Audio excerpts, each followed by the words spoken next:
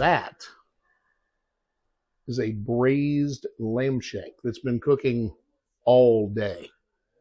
Let me show you how I did it. So it's about 9 o'clock in the morning. This is a dish that takes a while, and it takes a lot of preparation as well as a lot of ingredients. So the first step is to make the base before we actually put it all into the oven. We're going to need quite a few things. Let's just take a look at some of the ingredients I've got sitting here. I've got a red, a yellow, and an orange pepper. You could use just green bell peppers if you want. You're going to need 2 to 3 of them. The more colorful peppers are going to give you more flavor. I've got a lemon. I've got some olive salad. Now, this is not a have-to item, but I like it because it gives it more depth. You could just use some chopped olives. That's fine. You're going to need beef base at some point. You're also going to need a little seasoning base. So I like this better than bouillon Italian herb. I've got Greek seasoning, very important, and you can use whatever Greek seasoning you like. I happen to really like this stuff, but the good old Cavender's Greek seasoning works great. I've got some garbanzo beans, also known as chickpeas. Not something you have to have, but it does bring out more of that depth of flavor. A couple of cans of whole tomatoes, some peas. I highly recommend the peas. Mushrooms. Now, this is about a pound. I've taken some of these and sliced them and cleaned them. We'll use them sliced and clean, but I'm also going to clean these and use part of these as just for looks at the finished product. Onion. I've got 2 medium yellow onions that I've diced up fine, and about 2 bags of carrots that I've cleaned and cut into smaller pieces. Last but not least, we need potatoes. You can use any kind of potato you like. I like, for looks, these small potatoes and use them whole. They're going to cook all day, so it really doesn't matter. You're going to need a lot of them. Then we need celery and some red wine. Now, like I say all the time, when you're cooking with wine, use something that you would drink, but it wouldn't be your first choice. In this case, I'm using a really cheap bottle of wine from Total Wine, Hectare. I think this was like $4. It actually doesn't taste bad, but it's got a nice depth of flavor. It's a Cabernet, so it's going to bring out the flavor in our lamb. And then you need the star of the show. In this bag, I have my lamb shanks, which have been sitting overnight with garlic and rosemary so that they absorb some of that flavor. Now, I'll let you know a little secret. I found out recently you can go to Walmart and they have them in 2-packs, which already have garlic and rosemary on them. So if you don't want to have the trouble of getting them set up, it's not a bad product. It's not the quality of these, but cut some time out. Let's get started. We also need butter. I'm going to use garlic butter, but regular butter's fine. So the first thing we're going to do is heat up our pan, which I've done. I've got this about medium high, and I'm going to start dumping some butter in here, enough to cover the bottom of the pan because we're going to saute some vegetables first. So I've got 2 or 3 good tablespoons of garlic butter in there. As that starts to melt down, the first thing that's going to go in is my onion, and we will work them around a little bit, let them start to clarify. Next, my peppers go in, and the celery, which this is about a cup of celery for those of you who want measurements. And we'll let all that work together. Now, eventually, everything I cook in this pot is going to go into a very large dish to go into the oven to cook for 4 to 6 hours minimum. And we'll let the vegetables work down a little bit, and then we'll start adding to this to create our base. This is diced fennel. You don't have to use it, but I like the flavor that it adds to the vegetables. Continue to work these vegetables down. I want them to get soft and reduce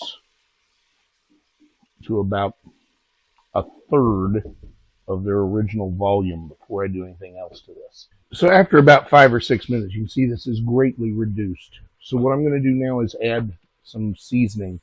This is just the Greek seasoning I showed you earlier. There is no wrong or right amount here. It really comes down to flavor. I'm going to use quite a bit. And there is salt and pepper in this, so there's no need to add more salt and pepper. I'm going to work that in. Now we're going to add our mushrooms. This is about 1 pound of mushrooms that I sliced and cleaned. We'll just lightly mix that together so the mushrooms will start to break down as well. All right, my vegetables are broken down very nicely now. You can see they're creating some liquid. Most of that's coming out of the peppers and the mushrooms. So I'm going to turn that heat down, way down to about medium, just below. And I've got about 1 liter or 4 cups, give or take, of water here with a lump of each of those bouillon mixes. And all I'm going to do is just quickly whisk that together.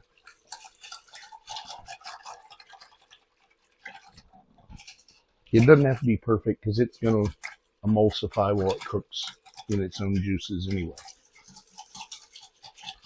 So it's just beef paste and better than bouillon Italian. And we're going to dump that right on top. Make sure if you've got any leftover paste in there, you put it into the container or into the pot. Give that a nice little stir. Bring your heat back up. We're going to bring that to a boil. And once that comes to a boil, then we'll do our next part. While I'm waiting for this to come to a boil, I have opened and drained my beans and my peas. I've also got a cup of red wine ready. Just a little time saver for you. And I've been cleaning my kitchen because clean as you go. It makes it much easier in the long run. We are going to use this whole bottle of wine, but I'm going to need a cup of it first as we're making the base. It is a good time now because we're within about 15 minutes probably of going into the oven. Good time to preheat the oven. So I'm going to go ahead and turn the oven on to 250. And I have a convection oven. So I'm going to put it on convection. But if you don't, then go a little bit higher. Not a lot because you're not going to get the circulation. So you might go maybe 275. As you can see, we have reached a soft boil. So we're going to go ahead and add the chickpeas and a cup of red wine. And I'm also going to add some of the olive paste that I talked about, or olive salad. You need, again, you don't have to add this. I happen to like it, but if you don't add it, at least add a little bit of olive oil. So I'm going to put about 3 heaping teaspoons of that in there. And we'll let that come back to a boil, and we'll be ready for the next. All right, I flipped the kitchen around on you because I want you to see this large pan. There's no heat underneath of it. This is going to go in the oven. I'm going to let this continue to boil and reduce as I put my lamb into this pan. And it really doesn't matter how you arrange them, just get them in there. To this, I'm going to dump in potatoes. Now, remember I mentioned carrots? They're going in here too. Now we're going to put in our can of peas and then lay my tomatoes in here.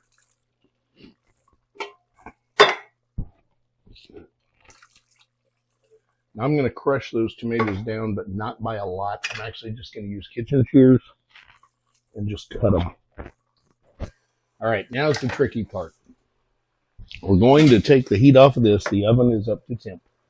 And just kind of jiggle this around a little bit so that stuff goes down in there. You're going to take your base and just start pouring it over.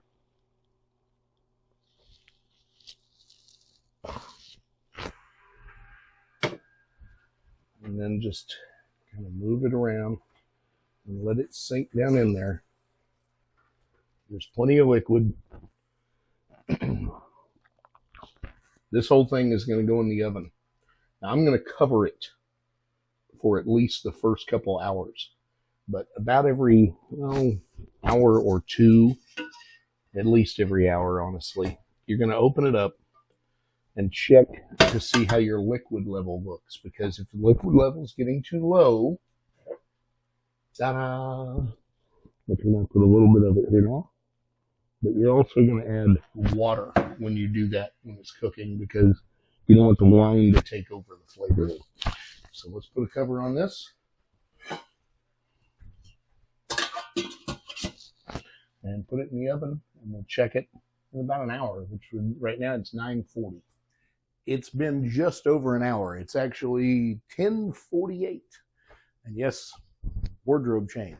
We're going to open this up and take a look, see where we're at, move stuff around a little bit, make sure nothing is sticking to the sides of the container. Smells awesome in here. Now, obviously, we're only an hour in, so we're certainly nowhere near to done.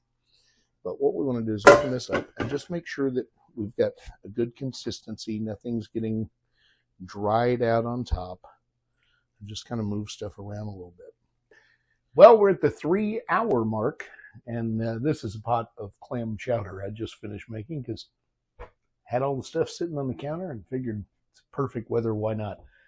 And I just had some for lunch. Anyway, we're going to take the lamb back out of the oven again. And this time I'm going to kind of move things around very carefully. I want to turn the shanks so that we make sure they're cooking evenly, because they've got about 3 hours to go.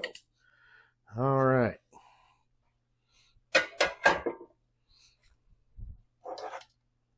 You can see it's starting to swell a little bit, and that's because the lamb is swelling. That's why I want to move it. So there's a nice looking piece right there. And that way we can kind of get a feel. Yeah, it's cooking perfectly. All right, so it is the end of hour 4. And it's about 10 minutes to 2. I don't know if you can see or not, but there's grease building up around the outsides here. So this thing is full. So what I have to do now is start taking the vegetables out and putting them into another container so that we're not overflowing in the oven. Okay, so the lamb is sitting here, the vegetables are here, some of the stock's in there with them. I've used a colander to get most of the remaining vegetables out. I mean, there's probably a few in there, but it's not the end of the world. Or chickpea. We're just going to put these back in to the stock. They're a little warm. Because what I want now is I want the lamb to simmer on its own for at least the next 2 hours. Then we'll use the remaining vegetables over here and the broth to make our gravy, quote unquote, sauce that it's all going to be served in. Not a whole lot else to do. I'll see you in a couple hours. Just going to put it back in the oven. The time is now 5 minutes after 3. And for the last hour, I've had the heat turned up to 275, cooking uncovered. In fact, the vegetables are in the lid, so they get fully finished as well. I also added the last of the bottle of wine to the liquid on the shanks themselves. And I want to show you what it's looking at like right now. So you can see there, the lamb is starting to really get soft, which is what we want it to basically just fall off the bones. I'm just about to take the lamb out of the oven. The vegetables are out. They've been resting for a bit. I'm actually making a couple other dishes for other people. And now I'm going to make a slurry to use to make the sauce with the lamb. But instead of using flour, I'm going to use vegetables that I actually cooked with the lamb. So here I have a few of the potatoes. And this is water that I boiled potatoes in to make mashed potatoes a little bit ago. So it's got some butter in it, but all of this good starch from the potatoes. So instead of using flour as our starch, we'll use the potato starch.